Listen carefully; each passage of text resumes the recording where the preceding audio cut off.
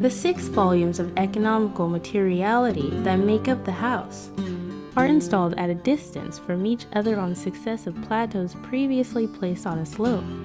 The traditional opposition between day and night spaces is abandoned in favor of family rooms, which can be customized as desired.